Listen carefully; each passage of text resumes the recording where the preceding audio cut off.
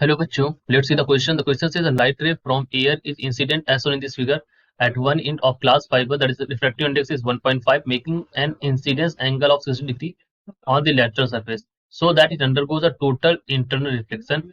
How much time would it take to traverse the straight fiber of length 1 kilometre? तो इस पूरे straight fibre को travel करने के लिए 1 किलोमीटर के लेंथ को कितना समय से लगेगा, इसके बारे में यहाँ पर बात करनी। चलिए बात करते हैं इस क्वेश्चन को सॉल्व करने के लिए। जो हमारा की कॉन्सेप्ट होगा वो क्या होगा। देखिए यहाँ पर जो हमारा की कॉन्सेप्ट होगा वो इन्होंने कहा है यहाँ पर कि किसके बारे में बात करी है, ये टोटल इंटरनल रिफ्लेक्शन का केस है। किसका केस है? टोटल इंटरनल रिफ्लेक्शन का।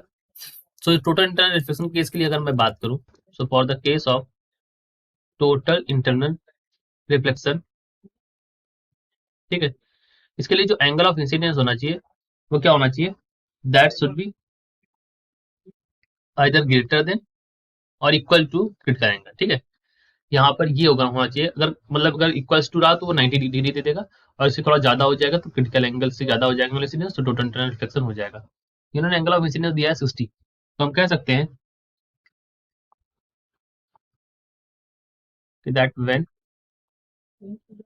टोटल इंटरनल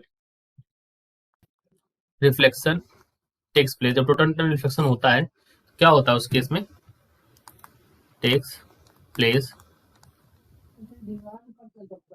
फ्रॉम किस सरफेस है, लैटरल सरफेस है, फ्रॉम लैटरल सरफेस।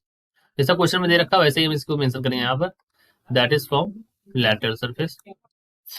तो एंगल ऑफ इंसिडेंस जो होगा that is equal to critical angle c, यानी कि यहाँ पर क्रिटिकल एंगल की वैल्यू कितनी हो जाएगी, 60 हो जाएगी। और यहाँ पर एक चीज और याद रखिएगा आपका की कॉन्सेप्ट कि साइन आई सी या साइन सी इसको बोल दीजिए, क्रिटिकल एंगल को 1/म्यू के बराबर होता है। ठीक है, म्यू हमारा रिफ्रैक्टिव इंडेक्स है यहाँ पर, सो हम कह सकते हैं कि that sine 60 is equal to 1/म्यू। ठीक, अब 1/म्यू की वैल्यू यहाँ से क्या हो जाएगी, तो 1/म्यू इज इक्वल टू √3/2। तो म्यू की वैल्यू क्या हो जाएगी यहाँ से 2/√3। तो किसकी वैल्यू आ गई, म्यू की वैल्यू आ गई। अब हमसे टाइम पूछा गया है, so we can say that the time taken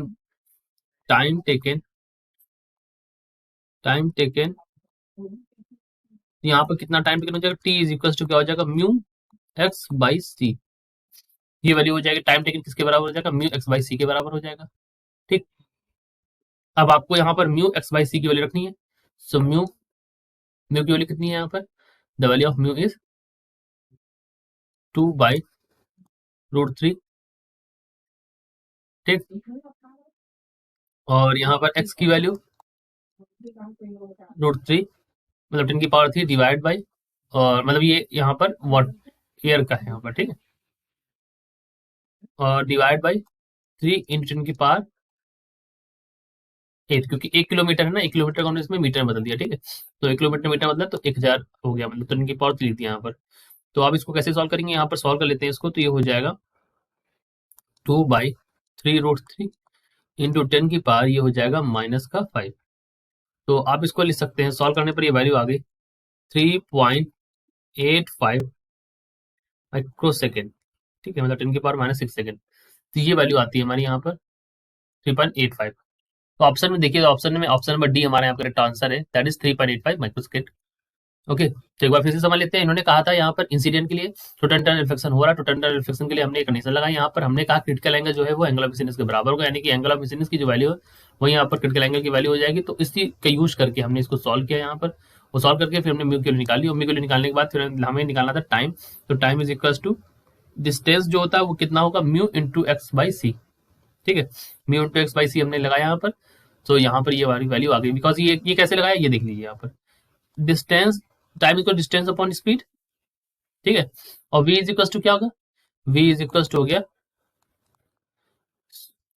c by mu, क्योंकि म्यू इज इक्वल टू क्या होता है, म्यू इज इक्वल टू होता है v by c by v, speed of light in air और उसके लाइट इन मीडियम, इसी का यूज करके हमने यहाँ पर ये चीज लिखी है। तो इसमें कंफ्यूज नहीं होगा, टाइम इज इक्वल टू कैसे आया, म्यू एक्स बाई सी कैसे आया, तो ऐसे आया। ठीक है, तो अब ये चीज हो गई यहाँ से, क्योंकि हमें स्पीड ऑफ लाइट पहले से पता थी, तो हमने इसका यूज करके हमने इसको सॉल्व किया, और सॉल्व करने पर हमारा आंसर ये आ जाएगा। तो हमने टाइम निकाल लिया।